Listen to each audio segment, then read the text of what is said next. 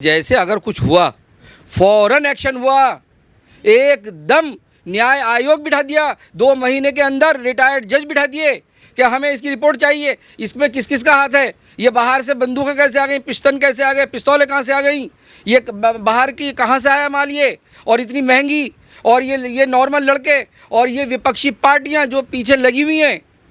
और जब ये जांच एजेंसी अपना काम करेंगी तो आप देखिएगा ये विपक्षी पार्टियां उंगलियां उठा रही हैं, ये डरे हुए हैं, योगी आदित्यनाथ जी से डरे हुए हैं। इन्हें पता है कि कहीं ना कहीं हमारा नाम आ गया तो हमारे ऊपर भी बिल्डोजर चलेगा। सर, अभी हाल ही में अतीक अहमद की हत्या कर देना, इतने सारे पुलिसकर्मियों के बीच 3 अनजान व्यक्ति आते हैं, बंदूक से उनकी गर्दन पर जो है फायरिंग करते हैं और मार देते हैं, इस पूरे मामले को आप कैसे देखते हैं? देखिए, बड़ा दुख हुआ भारतीय जनता पार्टी को और योगी आदित्यनाथ जी को कि अचानक ये 3 लड़के कैसे नकली मीडिया बन करके, और मीडिया कभी कोई सोच भी नहीं सकता कि मीडिया को तो इजाज़त होती है हर जगह जाए और वो अपना काम करे, अपना पूछताछ करें और अपना पूरे देश को दिखाएं, उनका तो दिखाने का काम है। और वहाँ तक इतनी नज़र भी नहीं थी, उन्होंने तो मौका नहीं दिया, यूँ माइक लगाया और फटाफट और फायरिंग शुरू हो गई और उसने वार ही नहीं लिया उस लड़के ने, वो तो गोलियाँ मारते गए, उसने 50 सेकेंड में 18 गोलियां चला दी और एकदम जैसे उधम मचा है। योगी आदित्यनाथ जी ने लखनऊ में फ़ौरन मीटिंग बिठाई और मीटिंग के अंदर फ़ौरन एकदम 17 पुलिसकर्मियों को सस्पेंड कर दिया और पूरे हाई अलर्ट उत्तर प्रदेश में जारी कर दिया और धारा 144 लागू कर दी और सारे जितने भी थाने अध्यक्ष थे, थाने के प्रभारी थे, सबकी ड्यूटी लगा दी कि सब अपने अपने क्षेत्र में जाएं, कोई घर नहीं बैठे, कोई थाने में ना बैठे, कोई घर पे ना बैठे, सब अपने अपने क्षेत्र में जाइए, वहाँ का माहौल बरकरार रहे। क्यों? योगी आदित्यनाथ जी जानते हैं कि विपक्षी पार्टियाँ किस तरह से लगे हुए हैं, ये योगी जी के पीछे लगे हुए हैं, प्रधानमंत्री नरेंद्र मोदी जी के पीछे लगे हुए हैं, भारतीय जनता पार्टी के पीछे। क्यों? कि वो विकास का काम कर रहे हैं, वो बढ़िया काम कर रहे हैं, वो देश की तरक्की कर रहे हैं, वो जनता को उठाने का काम कर रहे हैं, जनता की गरीबी मिटाने का काम कर रहे हैं और देश में नौकरी देने का काम कर रहे हैं। इनके पास कुछ मुद्दा है नहीं, इनके पास मुद्दा है बमबारी, गोलीबारी, लड़ाई झगड़े, हिंदू मुस्लिम, और बस ख़ास तौर से उत्तर प्रदेश में तो मुस्लिम वोट चाहिए, इनको तो सिर्फ मुस्लिम वोट चाहिए। हिंदू मुस्लिम दंगे कराओ, 2 पार्ट कर दो, एक पार्ट हिंदू, एक पार्ट मुस्लिम, और मुस्लिमों को वोट लें और हम जीतें और हम राजपाट करें। यही ओवैसी जी का काम है। ओवैसी जी क्या काम करते हैं? भड़काऊ बयान देते हैं। जनता सीधी सादी है, देश की जनता हमारी, हम कम पढ़े लिखे हैं और हम गरीब लोग हैं, तो हमें इतनी समझ नहीं है। हम समझते हैं कि बड़ा हमदर्द है, हमारे हक़ के लिए बोला, ही नहीं पता भड़काऊ बयान दे के दंगे करा रहे हैं। पत्थर पड़ेंगे तो हमारे ऊपर पड़ेंगे, गोलियां चलेंगी तो हम जनता पे चलेंगी, घर जलेंगे तो हमारे जनता के जलेंगे, कारोबार ख़राब होंगे तो हमारी जनता के ख़राब होंगे। और ये ओवैसी बोल के बैठ के आराम से और आएंगे चुनाव और मुस्लिम भाई का वोट लेके और बनते फिरेंगे मैं बैरिस्टर हूँ, बड़ा पढ़ा लिखा एडवोकेट हूँ, बड़ा समझदार हूँ, मैं मुस्लिमों का नेता हूँ। मुस्लिम नहीं मानता इनको नेता, ये कोई नेता नहीं है। इनको तो बहुत इनकी औकात दिखा दी जब जब ये बिहार गए, जब जब उत्तर प्रदेश में चुनाव आए तो जनता ने इनकी औकात दिखा दी कि देखो हम तुम्हारे नहीं हैं, जो अच्छा काम करेगा हम उनके साथ हैं। तो ये सारे बड़े दंगाई लोग हैं। अगर आप बंगाल की बात करें, वहाँ ममता बनर्जी, अगर वहाँ चुनाव का माहौल है, वहाँ देखिए किस तरह दंगा चल रहा था और एक पक्ष की वो बात कर रही हैं रमज़ानों में वो अपना मुस्लिमों का दिल जीतने के लिए। अरे भाई, रमज़ान चल रहे हैं, रमज़ान में अगर किसी ने कोई मुस्लिम के ऊपर अटैक किया तो मैं उसका बुरा हाल कर दूंगी। तो मुस्लिम लोग भी जान गए कि ये भड़का रही हैं हमें और ये हमारी हमदर्द नहीं है। अरे हमदर्द होती ममता जी, वहाँ देखो क्या हाल है, वहाँ के स्वस्थ गरीबों के कैसे हैं, कितने कितने दुबले पतले कमज़ोर, उनके चेहरे देखो गुर्बत से कैसे कमज़ोर हो रहे हैं। और वहाँ उनके लिए राशन नहीं, चावल नहीं, दाल नहीं, रोटी नहीं, कारोबार नहीं। तो ये सारे बंगाल में दंगाई लोग जो बमबारी, अगर लग रहा कि जैसे हम भारत देश में नहीं हैं और कहीं जंग चल रही है, बम चल रहे हैं, घर उड़ रहे हैं, घर जल रहे हैं, ऐसे ही उत्तर प्रदेश में अखिलेश ने किस तरह दंगे कराए, किस तरह मुजफ्फरनगर में दंगे कराए और हिंदू मुस्लिम भाइयों को कमज़ोर कर दिया। आज ये योगी आदित्यनाथ जी पे उंगलियां उठा रहे हैं। अरे अपना देखो आप, अखिलेश जी, ये आपके ही पाले हुए गुंडे हैं।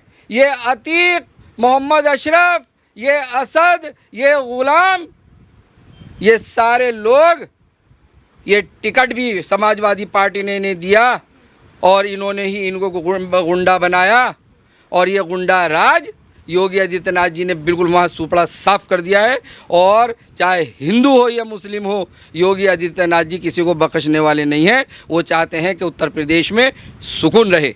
अच्छा सर, अतीक तो एक मतलब एक माफिया था, उसकी हत्या हो जाना, इस पे विपक्ष को क्यों इतनी हमदर्दी हो रही है और अपने आप को बता रहे हैं कि मुसलमानों के आहित में सारे फैसले हो रहे हैं यूपी में, इस तरीके से बात करते हैं, अपने आप को मुसलमानों का मसीहा बता रहे हैं, तो ये सारी राजनीति क्यों हो रही है फिर? देखिए, संविधान का तो मालूम है नहीं इन लोगों को, और जो हुआ हम ये नहीं कह रहे कि वो सही हुआ। हम संविधान से चलने वाले लोग हैं और हम संविधान से चलते हैं, और जो इन 3 लोगों ने गलत किया उनके खिलाफ भी जांच एजेंसी बैठ गई है। किस किस के नाम आएंगे, कौन कौन इसमें शामिल होगा, किस किस को इसमें सज़ा मिलेगी, कौन कौन इसमें जेल जाएगा। लेकिन जैसी करनी वैसी भरनी। किस तरह से इन्होंने माँ बहनों की गोदें उजाड़ दी, किस तरह से बच्चों को यतीम कर दिया, किस तरह से अतीक ने, मुशर्रफ ने, अशरफ ने और इन लोगों ने, इनके गिरोह ने, इनके गुर्गों ने किस तरह से बेघर कर दिया, घरों पे कब्जे कर लिए, किस तरह से फिरौतियाँ ली, किस तरह से महीने बंधे हुए थे। अरे ये बद्दुआएं नहीं तो क्या है? अल्लाह और भगवान नहीं देख रहा? संविधान तो अपना काम कर ही रहा है। अल्लाह और भगवान भी देख रहा है। जैसा जो करेगा वैसा भरेगा और ऐसे ही रास्ता बन जाएगा। अच्छा करेंगे तो अच्छा होगा, बुरा करेंगे तो बुरा होगा। लेकिन हम इस पक्ष में नहीं हैं कि जो हुआ उस पर सख्त कार्रवाई की जाएगी। सर, लोकतंत्र की हत्या हो रही है उत्तर प्रदेश में, इस तरीके से जो है बातें बनाई जा रही है कि लोकतंत्र खत्म हो चुका है उत्तर प्रदेश में, कभी भी किसी को भी गोली मारकर हत्या कर दी जाती है पुलिसकर्मियों के इतने घेरे के बावजूद भी। इस पर आप क्या कहेंगे? देखिए, एसटीएफ की टीम पर जब गोलियां चलाई असद ने और मोहम्मद गुलाम ने, तो वो गोलियां कैसे खाएंगे और क्यों मरेंगे? वो तो स्पेशल स्टाफ है, उनको तो पूरी पावर है। उन्होंने फिर उसका इनकाउंटर कर दिया। उस पर तो वैसे भी इनाम लगे हुए थे कि वो तो मुजरिम था और सारे उस पर केस 100 150 केस लगे हुए। और ये कह देना कि वहाँ लोकतंत्र की हत्या हो रही है, अरे ये लोकतंत्र की हत्या नहीं हो रही। ये तो इनसे कहा जाए अखिलेश से कि कोई वार करे तो क्यों नहीं प्रशासन अपने आप को बचाएगा? ये जान के एनकाउंटर नहीं किया गया, मजबूरी में एनकाउंटर हुआ। ये लोकतंत्र की हत्या नहीं। मैं तो वही कहूँगा कि आज उत्तर प्रदेश के और पूरे भारत देश के माफिया समझ जाएं कि गलत ना करें, गलत करने का अंजाम गलत होता है। लेकिन हम संविधान से चलने वाले लोग हैं, संविधान पर हम भरोसा रखते हैं। जो गलत करेगा उसको न्याय सज़ा देगी। अच्छा सर, वो अतीक अहमद जो है पुलिस कस्टडी में था, तो क्या लगता है कि विपक्ष को डर था कहीं ना कहीं कि कोई हमारे राज ना खुल जाए या हमारी कुछ बात ना बताते अतीक पुलिस वालों को, कहीं इसलिए तो नहीं मरवा दिया उसको? लग रहा है कि जब अतीक गाड़ी से उतर रहे थे तो कुछ इशारा कर रहे थे वो। अब इशारा किसको कर रहे हैं ये समझ में नहीं आया है कि कौन सी विपक्षी पार्टी के लोग हैं। बड़ी भीड़ है और बहुत लोग हैं, मीडिया कर्मी हैं, सुरक्षा कर्मी हैं, बहुत सारे लोग, वहाँ भीड़ का भंडार लगा हुआ था। और उसी भीड़ में वो तीनों लड़के आए और उन्होंने अपना काम को अंजाम दे दिया। और जो उन्होंने किया उसका सज़ा उनको ज़रूर अदालत भी देगी और पुलिस प्रशासन भी देगी। सर, योगी जी पे बड़े सवाल उठ रहे हैं कि जहां एक टाइम तक कहा जाता था कि उत्तर प्रदेश में लॉ एंड ऑर्डर बहुत अच्छा है, तुरंत फैसले ले लिए जाते हैं, इस तरीके से बात होती थी, आज उन्हीं के राज्य में इस तरीके से कांड हो जाना, तो कहीं ना कहीं योगी सरकार पर बहुत ज़्यादा सवाल उठ रहे हैं सर। नहीं, देखिए, जैसे अगर कुछ हुआ फौरन एक्शन हुआ, एकदम न्याय आयोग बिठा दिया, 2 महीने के अंदर रिटायर्ड जज बिठा दिए कि हमें इसकी रिपोर्ट चाहिए, इसमें किस किस का हाथ है, ये बाहर से बंदूकें कैसे आ गई, पिस्टन कैसे आ गए, पिस्तौलें कहाँ से आ गई, ये बाहर की कहाँ से आया माल ये, और इतनी महंगी, और ये नॉर्मल लड़के और ये विपक्षी पार्टियाँ जो पीछे लगी हुई हैं। और जब ये जांच एजेंसी अपना काम करेंगी तो आप देखिएगा ये विपक्षी पार्टियां उंगलियां उठा रही हैं, ये डरे हुए हैं, योगी आदित्यनाथ जी से डरे हुए हैं। इन्हें पता है कि कहीं ना कहीं हमारा नाम आ गया तो हमारे ऊपर भी बिल्डोज़र चलेगा, तो ये घबराए हुए हैं।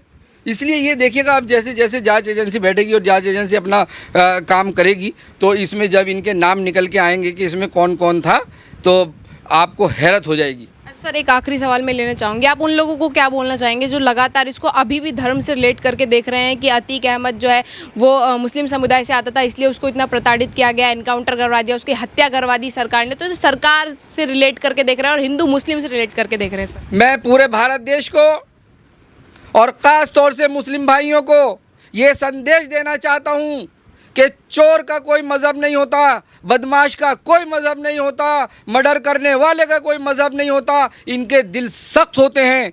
ये ना हिंदू देखें ना मुस्लिम, ये घर खाली करा लेते हैं, घरों से बाहर कर देते हैं, ये फिरौतियाँ लेते हैं, ये रेहड़ी पटरी वालों को भी नहीं छोड़ते, उनसे भी ये खर्चा बनवाते हैं। और हम सब हिंदू मुस्लिम भाई प्यार बना करके रखें, और जो गलत करे, पूरा भारत देश गलत के साथ नहीं है, सब सच्चाई के साथ पूरा भारत देश खड़ा है। और देखिएगा 2024 के चुनाव में भारतीय जनता पार्टी नरेंद्र मोदी जी और योगी आदित्यनाथ जी का परचम लहराने वाला है।